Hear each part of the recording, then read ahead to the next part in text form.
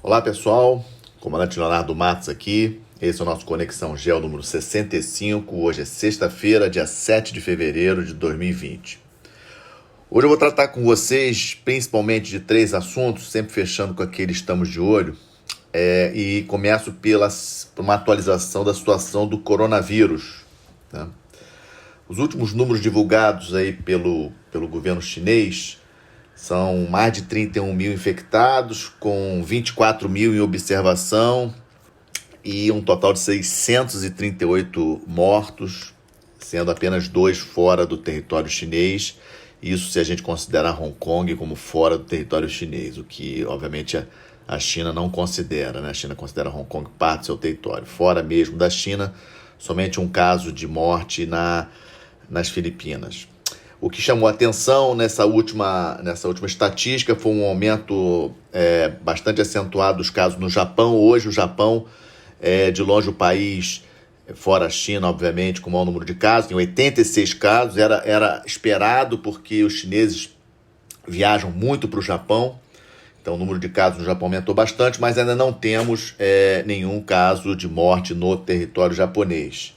Também chama atenção que no continente africano e na América do Sul, América Central, também ainda nenhum caso de coronavírus, o que é positivo. Mas os africanos estão bastante preocupados, fizeram uma reunião no Senegal essa semana. A gente não precisa, todos sabem, né, as situações aí de pobreza da África, nós estamos falando aí de 1,2 bilhão de pessoas que moram na África. E a China tem uma presença grande na África, né? Isso é um dado importante também.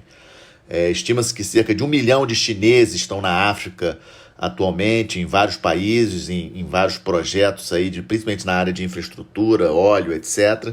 E, obviamente, há uma preocupação muito grande, porque os voos entre África e China, na sua grande maioria, permanecem inalterados. E é nessa reunião dessa semana, um dos dados que saiu é que cerca de 1.000 chineses chegam diariamente ao continente africano em diversos países, né? Etiópia, Senegal, Angola, Nigéria, etc. Então essa é uma preocupação grande, porque sabemos das dificuldades da África e caso o vírus chegue em continente africano, ele pode se espalhar rapidamente e com as dificuldades aí nas instalações médicas, pode causar também um número de mortos acentuado no continente africano. Então é um dado que a gente não pode esquecer. Mas a grande concentração de casos realmente conseguiu ficar restrita à província de Hubei, ao estado de Hubei, na China. Mais de 80% dos casos foram dentro dessa província. Isso é um dado positivo.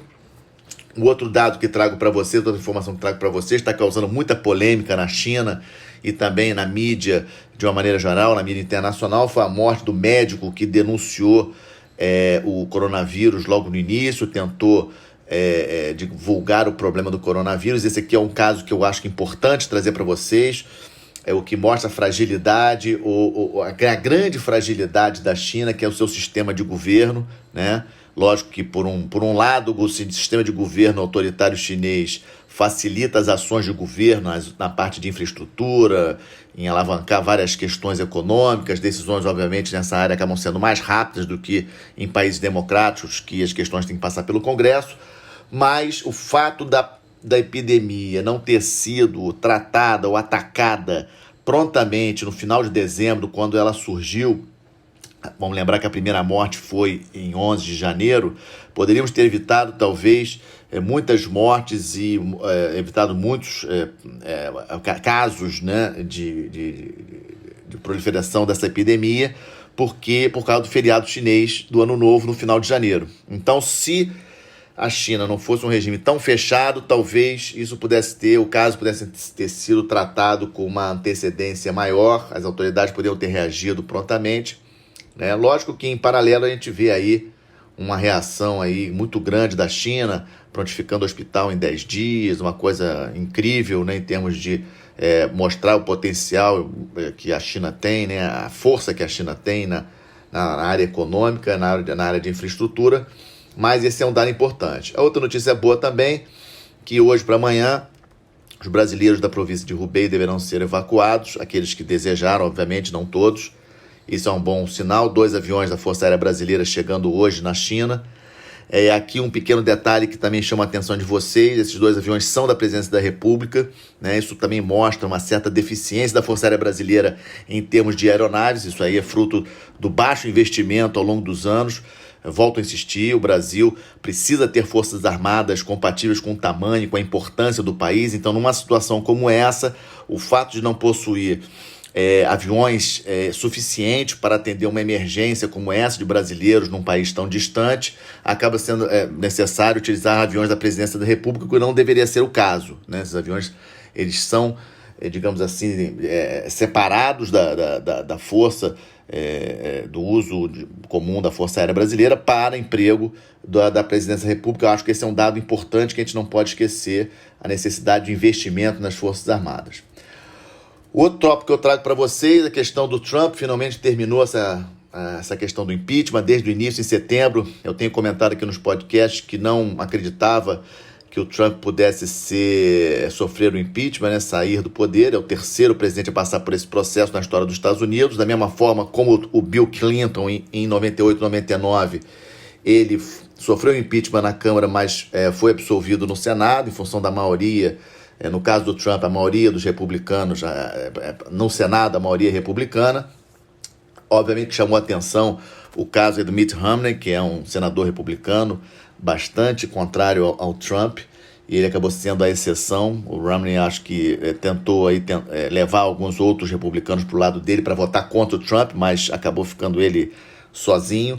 Isso reforça uma coisa que eu já comentei em outros podcasts, que existe um núcleo republicano que não gosta do Trump. O Trump é um outsider do partido, isso é um dado importante.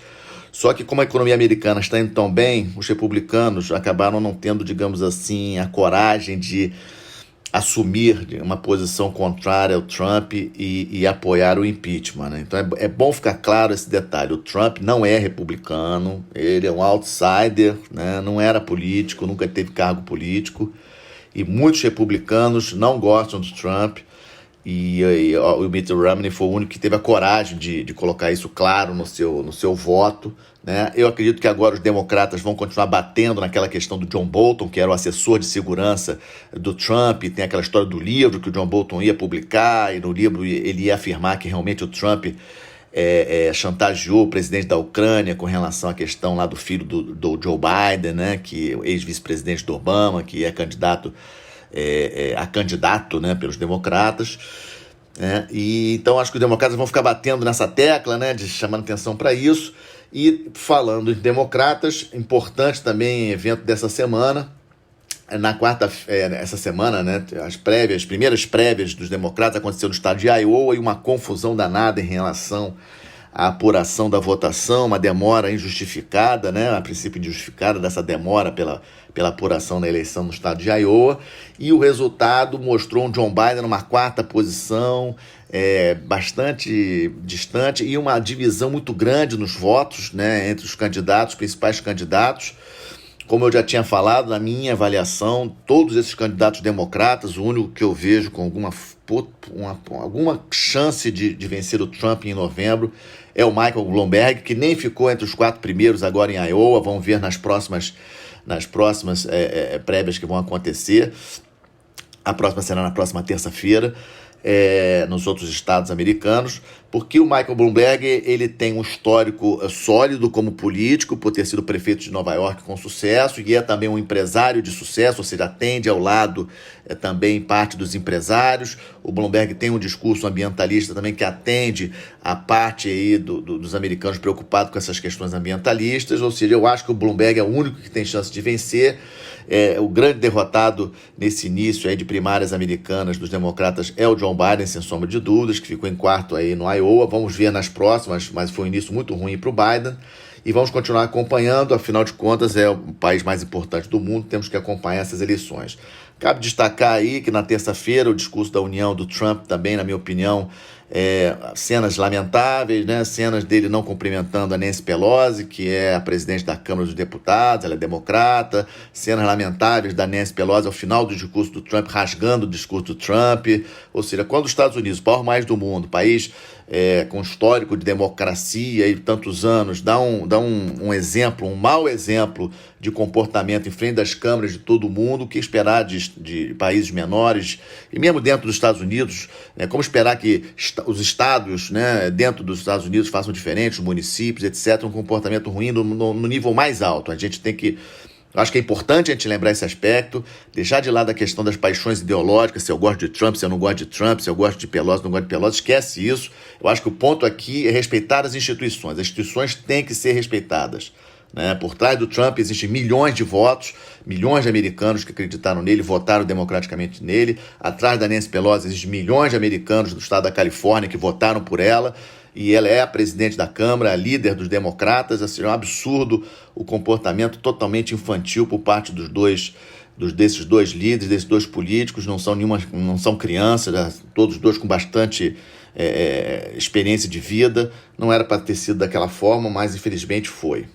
E o terceiro tópico que trago para vocês, a questão do Oriente Médio ainda continua bastante tensa, uma ofensiva grande do exército sírio sobre a cidade de Idlib, que fica ali a noroeste do país, um reduto ainda de oposição ao governo do Assad. Vamos lembrar que a Síria tem um forte apoio do governo da Rússia, só que uma situação bastante complicada, porque ali é uma região em que a Turquia está logo perto, as forças turcas são muito próximas ali da cidade de Idlib, uma cidade de mais ou menos 3 milhões de habitantes.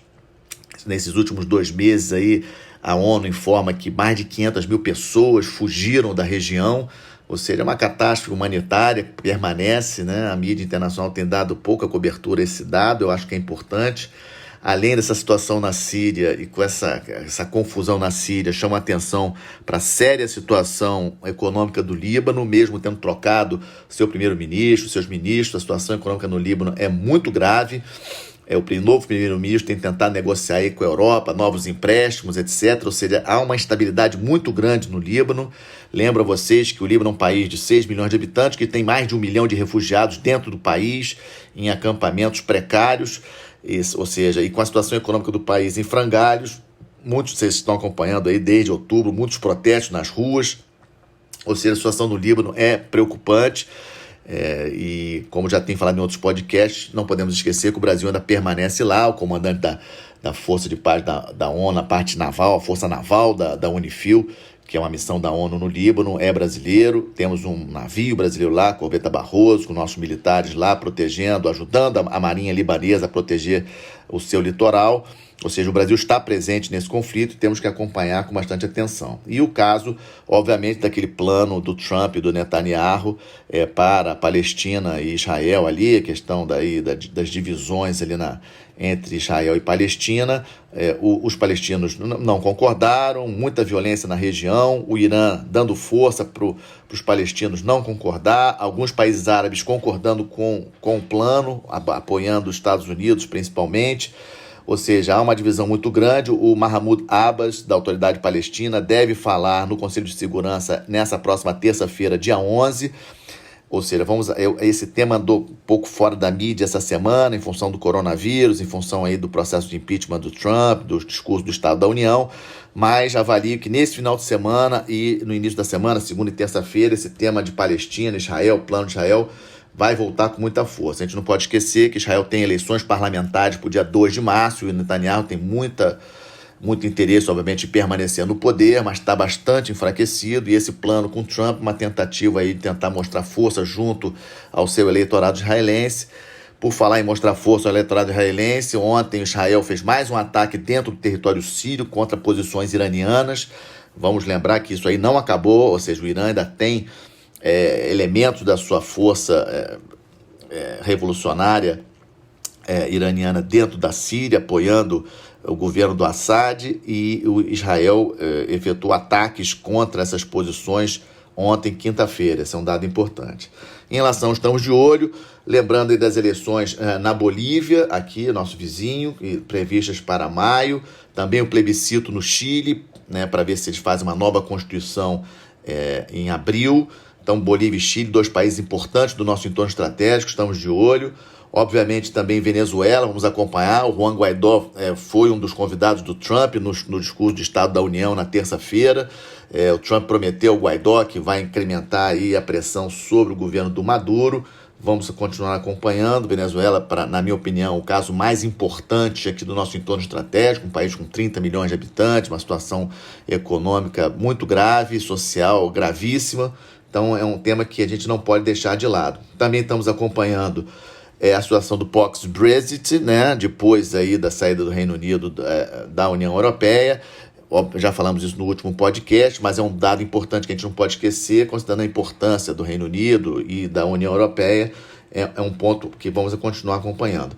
E por último, um ponto que chamou bastante atenção essa semana, que vamos acompanhar o desdobramento. Ontem, quinta-feira, o ministro da Justiça dos Estados Unidos ele fez uma declaração que me chamou bastante atenção, dizendo que os Estados Unidos devem, junto com seus aliados, adquirir a maioria das ações das duas empresas, a Nokia da Finlândia e a Ericsson da Suécia, que são empresas que possuem boas tecnologias de 5G, para tentar se opor a esse domínio aí da Huawei chinesa, ou seja, voltou aquela questão da guerra tecnológica entre Estados Unidos e China, um ponto que eu tenho falado em vários podcasts aí para trás.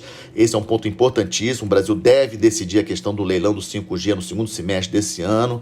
É um ponto estratégico, a gente deve ter muito cuidado com relação a esse tema, e essa notícia de ontem me chamou bastante atenção, ou seja, da ideia de adquirir os Estados Unidos, juntamente com outros países, adquirirem aí ações, né, a maioria, o controle acionário de duas empresas importantes nessa área de alta tecnologia, na área do 5G, que é a Nokia finlandesa e a Ericsson. Então esse é o nosso Conexão Geo 65, agradeço pela atenção de todos, lembrando que todos os nossos podcasts estão disponíveis no YouTube, também Spotify e outras plataformas de podcast. Um bom final de semana, uma boa semana a todos. Obrigado.